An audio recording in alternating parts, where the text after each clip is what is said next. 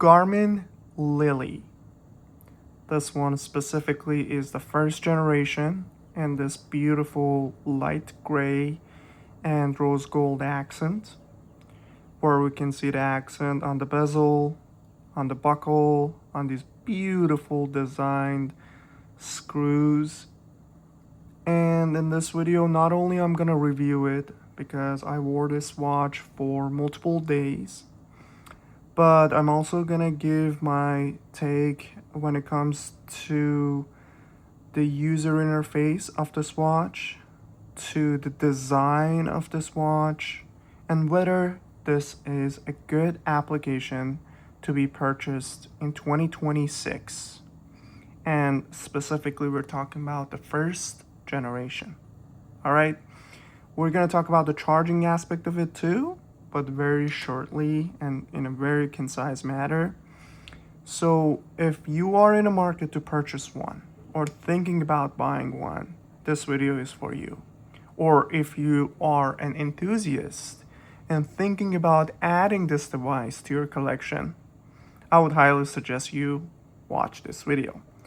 If you're new to my channel, I review smartwatches, specifically the used ones that I can get my hands on, and I will discuss with you my experience in terms of user interface, the design, the charging factors, and some of the things that majority of reviewers don't do because they simply just do unboxing.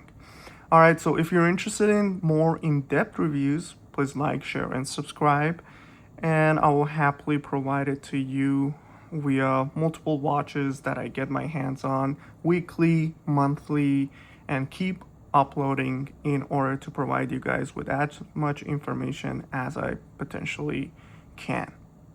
All right, so let's start with the design. I have been amazed by the engineering as well as the design factor that has gone through this model, Lily. Because when you see Garmin puts out details on their watches, such as matching the bezel, the screws, the buckle, all in the same color, you know they care about their customers. Two, you know they're charging their customers for that specific application. And this one goes beyond that. Why? Because you even get this beautiful wave pattern in the background where you can use the watch and it flows or blends in with the user interface, with the data perfectly. And I love that. Even this button that you have a little cutout here, that is very subtly has been integrated here, where you can basically go to any pages, and with this button you will be back to your home screen, where you can hold it in order to get access to the secondary menu, where it will give you access to the setting, to the activity modes, and yada yada yada. So everything, when I'm looking at this watch from a design aspect, it tells me that Garmin engineers and architects or the designers have put a lot of thoughts into it.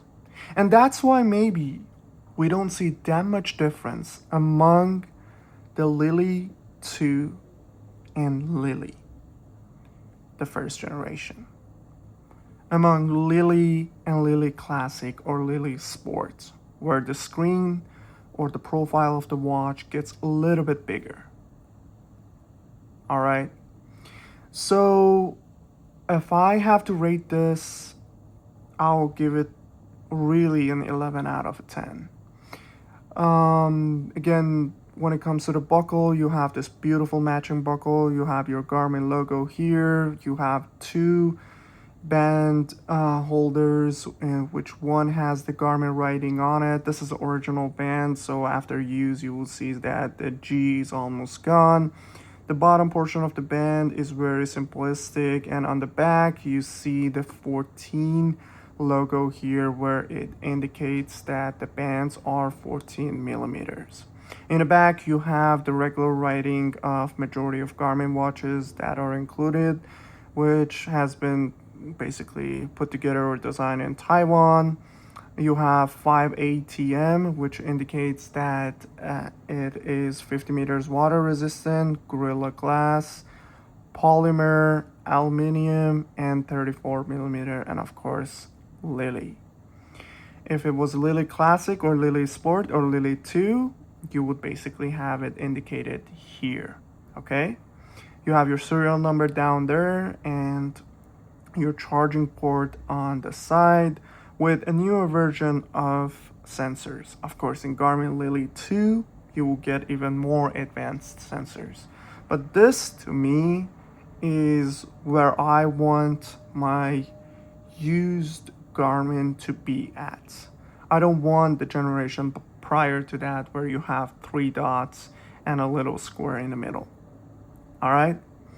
So, aesthetics, again, 10 out of 10.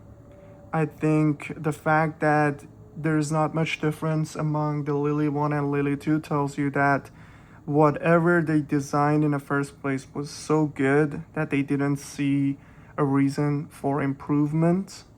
I've held Lily 2, I've used it. It is a little bit lighter, in my opinion, than this one, the Lily 1, but again, it can be just my opinion and not in fact be correct because I didn't put them on scale and compare them side by side. As far as the charging aspect of it, they go with these chargers, so it clips on.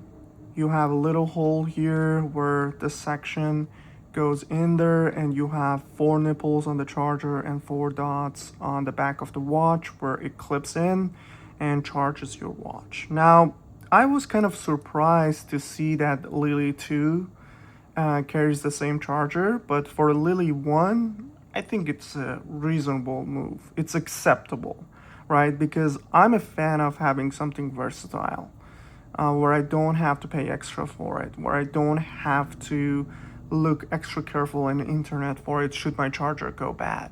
And so this would have been a preferred choice for me. But again, having this one on, considering how well it works, how well it stays on charge, and you don't have to worry about like it getting unclipped or something like that, I think it's a good move. And these are considerably versatile and still available in the market because 235 still uses these, 230 uses it, and many more models. 745, yeah. So yeah, charging is good. I just hope or wished that they would have integrated this guy or the more versatile application. But yeah, that's pretty much everything about the design. Again, I think they did a phenomenal job, and if you're thinking about it from a used perspective, it should give you a boost to purchase it because not many people would realize that this one is a generation 1 should they see it in the back of your hand. Okay, now let's talk about the user face and what has been my experience. I think this is again phenomenal. I'm the type of person that is mostly in here or here. So these are the 2 screens that I really care about because I care about how much steps, how much calories I burned and how many steps I've taken, as well as maybe what is my stress level. But that's about it. Now, something that I recently come across of using it more and more is this function. How many cups of water I've had, and I really enjoy inputting it because it just shows me how close I am to my goal, which is 12 cups of water. Another thing that I really love and I use here is, of course, the calendar slash text slash email slash phone notifications, which all will be lined up here and I can go through it.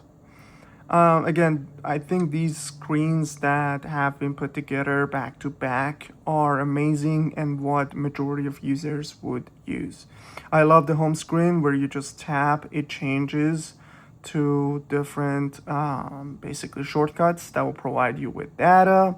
I also love that if you want more information, you can click on every single one of them and it will provide you with more specific dedicated information. Like for example, in here you have the bar on the side which shows how close you are to your goal, and you have your goal steps on the bottom and how close you are. You click on it, you will get even more information, how much you've been taking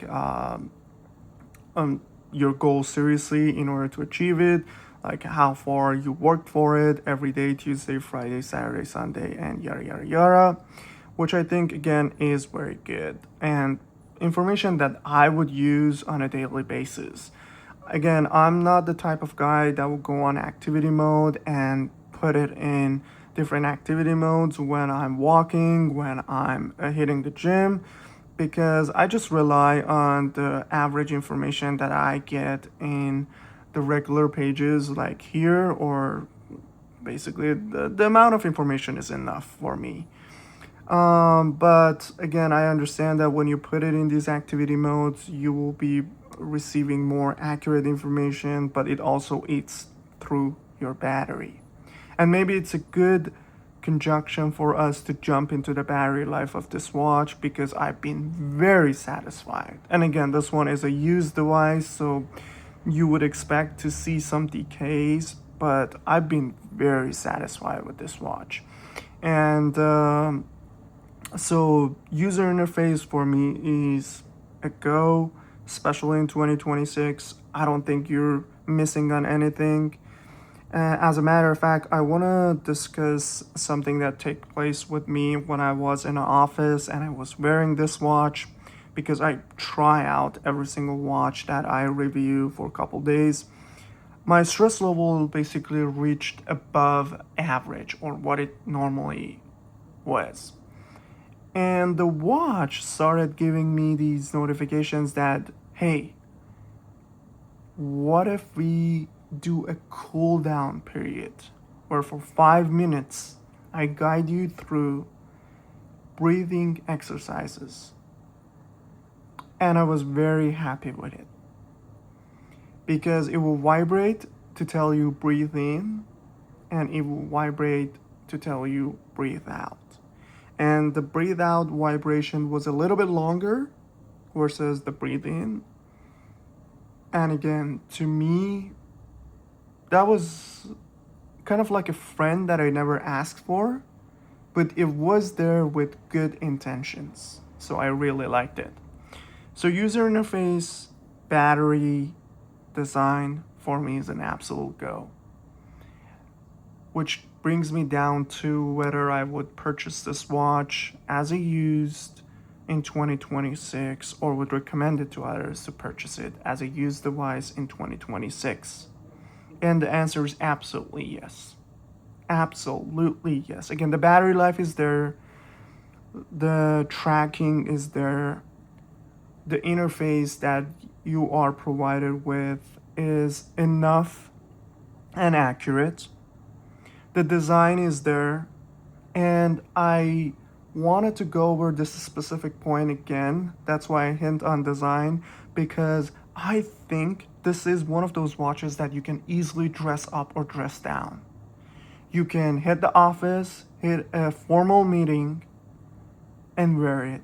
And you can also go to the gym with a jogger or with your yoga pants and a little thin top and still wear it.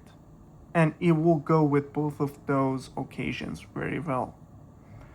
Charging aspect, I had no problem, so it's still a go for me.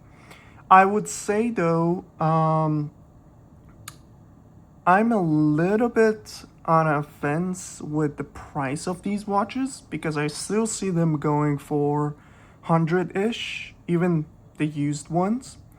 And also the band is very expensive if you want to replace it.